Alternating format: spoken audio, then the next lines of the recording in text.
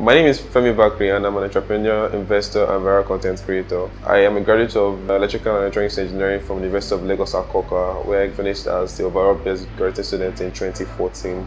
Right now, I'm the co-founder and CEO of Kraks TV. Kraks TV is a digital media entertainment brand focused on delivering bespoke content for SMEs and big corporations. In the past 4 years, we've grown from being just a small Instagram account with a few thousand followers to having over 2 million followers across all major social media platforms. We've also grown into a company of over 25 employees, creating bespoke content for brands and helping them connect to their target market. In 2017, I was awarded the Future Awards Africa Prize for New Media. In the immediate future, I see Kraks becoming the hub for content and content creators across Africa, talking feature films, short films, web series. I also see us growing into a full-fledged digital agency catering to the needs of SMEs and big corporations, not only in Nigeria but in Africa.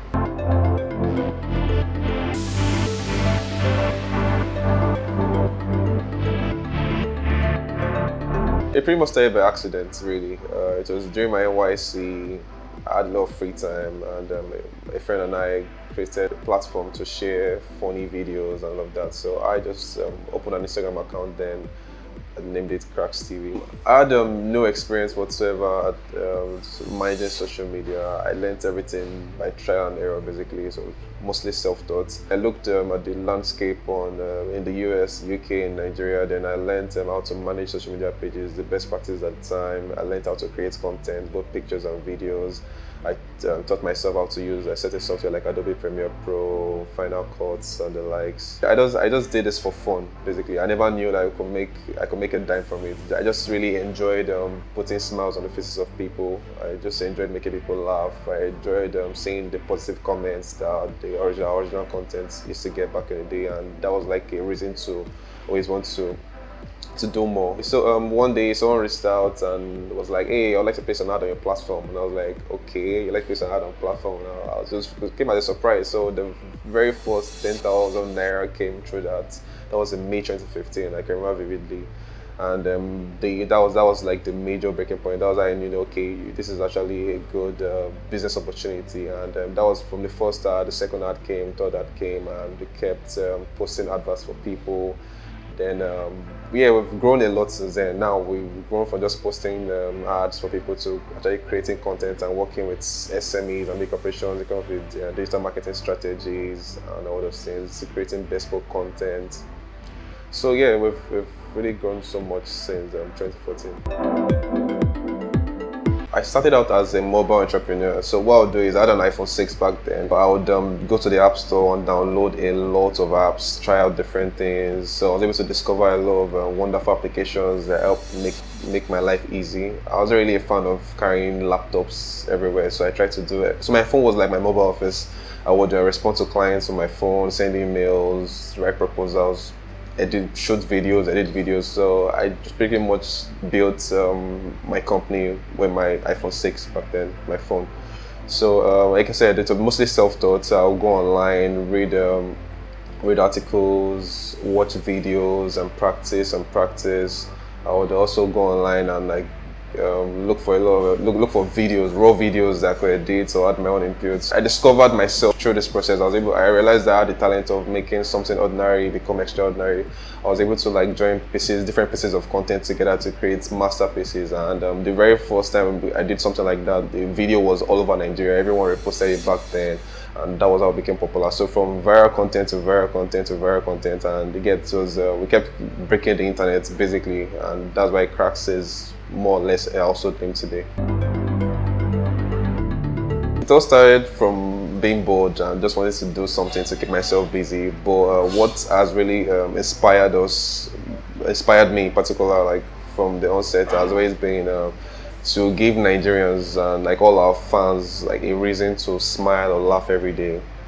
Because there's so much going on in the world, there's so much hardship, there's depression everywhere, mental health is a very serious case now, and I realized very early on that I had a role to play in helping people relax, helping people unwind, making people laugh whichever way I can. So that's something that I've devoted myself to doing. Whether I'm paid for it or not, it's something I derive pleasure from.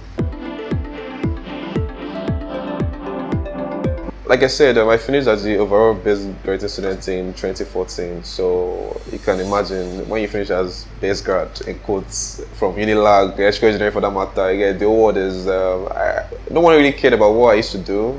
I was just a very low-key person, but all of a sudden, all the attention was on me. So working on Kraks was people always asking me, "What are you doing? What are you doing?" Every time I'm working on, I'm running Kraks TV page. I'm like, okay, like with all your genius, this is what you're choosing to do. So I think it just took guts. I'll say guts. Yeah. So probably sacrifices of like being able, I don't know, disappointing people in the short term because I knew what I was trying to do. I knew what I wanted to do. The kind of results I wanted to get.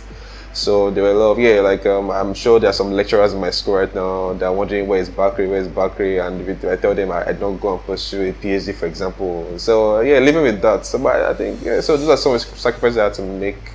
Also, for the first 2 years, I didn't get a dime from Kraks. So all the little money that we made were put back into the business. I invested in like software and applications and all those things. So I got zero naira. Everything was running basically on my money, like my own personal savings from school and all those things. Then I went for a master's in 2015, and I wasn't really able to focus per se. Coming from someone with a stellar educational background, and the master's, I don't know, I just wasn't able to focus because I had like major distractions in Kraks.